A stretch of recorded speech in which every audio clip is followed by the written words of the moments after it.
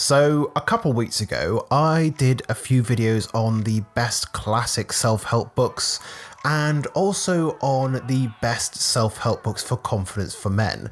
But in this video today, I want to share with you what I believe are the best modern self-help books, the top 5 modern self-help books in my opinion. Of course, if you're new to the channel, welcome. My name is Ben. This is Freedom Through Confidence, and my mission with this channel is to provide confidence and life advice for the average Joe.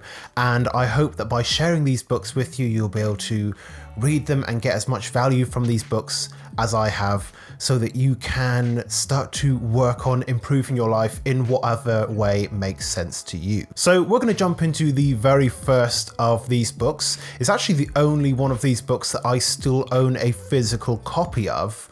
The other books on this list I either have as the audio version or as the electronic version, just because that's a more comfortable way for me to read now. But it is Mastery by Robert Greene. And I'm going to keep the reviews and descriptions of these books as short as I possibly can, just so that I can get through these and you can get into either going and buying the books or looking into them a little bit more on your own time. So this book is all about the idea that if you spend enough concentrated time at anything, then you can achieve a very high level of skill in it, or perhaps even mastery of that skill, of that trade, of that craft. And so the book follows the journeys of some of the most influential and successful people, both in history and also in modern times. And it's that juxtaposition of historical figures like Leonardo da Vinci, as well as modern figures such as V.S. Ramachandran, the very famous neuroscientist whose name I almost certainly just butchered.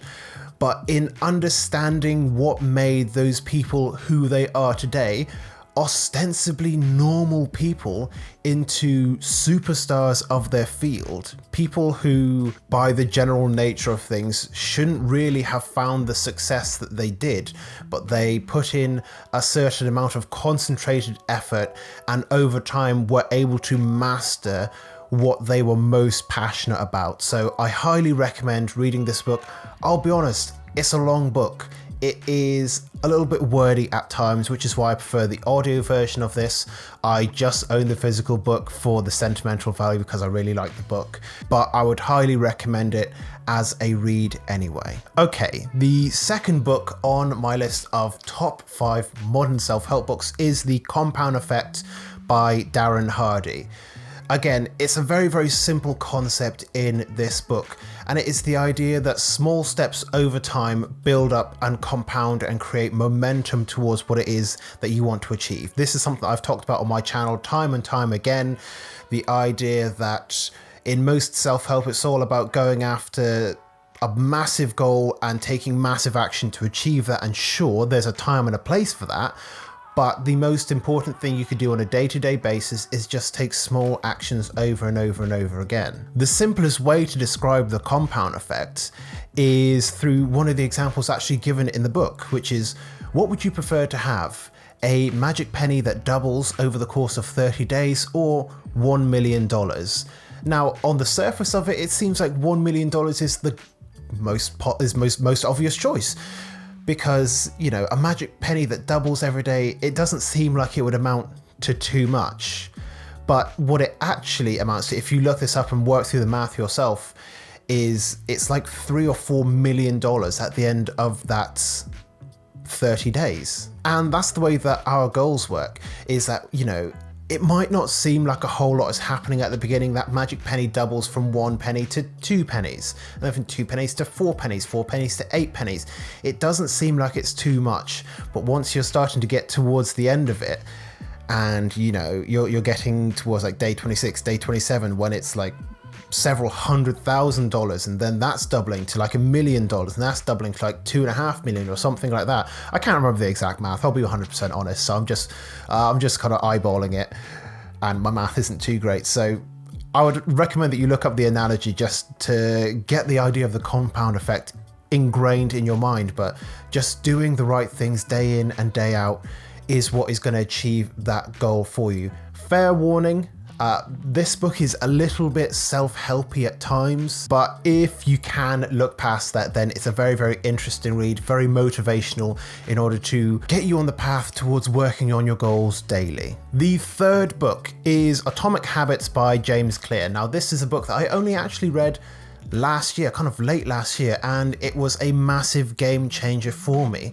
Because most books that focus on habits focus on the overall idea rather than the actual practicality of it. But Atomic Habits is all about how you start and how you finish. And it's very, very simple. You would think of Atomic Habits and think, you know, atomic bomb, nuclear bomb, that's huge. That's a massive amount of energy output. But no, when he's talking about atomic, he's meaning like beyond microscopic in nature, starting with the smallest possible thing and building up from there. For example, if you want to start a meditation habit, instead of going full in and trying to like meditate for about 30 minutes or so, like just try and meditate for 30 seconds and just cap yourself out of that. 30 seconds is the maximum you can do. And then once you're comfortable for that, move up to a minute. And then once you're comfortable with that, move up to like 2 minutes or 5 minutes. And by giving yourself the patience and the grace to take the time to develop these habits, you're more likely to maintain them over the long run. Book number 4 is one that I've mentioned on this channel before as well. I think it made it into my best books for confidence as well, but it was a couple of weeks ago, so I can't really remember now. But it is The Subtle Art of Not Giving an F by Mark Manson. One of the best books that I've ever read. The basic premise of the idea is that you have a very finite amount of time and a very finite amount of effort that you can give to anything in your life. So choosing exactly what to give an F about is an absolutely essential skill. Otherwise you spend time worrying about the things that really don't matter when, you know, time could be better spent worrying about the things that do matter. For example, instead of worrying about how your absence from work because you got sick is going to affect everyone else at work, you might worry instead about getting better so that you can come back to work stronger than ever before. That is the distinction between knowing what to give an F about and knowing what not to give an F about. So I highly recommend this book. Obviously there's a lot more to it than that, but I'm trying to sum these up in like 1 minute or less. So go check this book out. I highly recommend it. And then the final book, book number 5, is Daring Greatly by Brene Brown. Again, this is a book that I've mentioned countless times on this channel. The book is about one thing. It is about developing the courage to be vulnerable. Now, as guys, we hate this word vulnerable because we associate it with weakness. We can't help it. Everyone associates this word on the face of it, vulnerability, with weakness.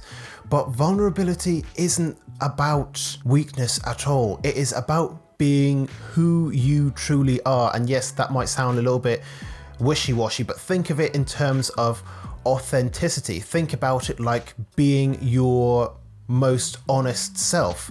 Who do you think people are going to want to get to know more? The sugar-coated version of yourself where you try to act perfect and you hide all of your faults and flaws?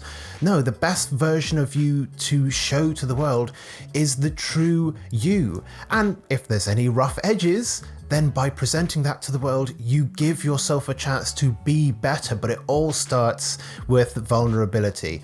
This is a book that, whilst it might seem like it was written for women, Brene Brown expressly states in the book that this is something that applies to men more so now than ever before. So check this book out, read it, and yeah, let me know what your thoughts and comments are in the comment section down below when you have read these books. If you've read them already, let me know what your thoughts are. If there are any books that you think should make it onto this list, leave all of that in the comment section down below. If you found this video useful, make sure to leave a like in it. Make sure to subscribe to the channel if this is the kind of content that you're into.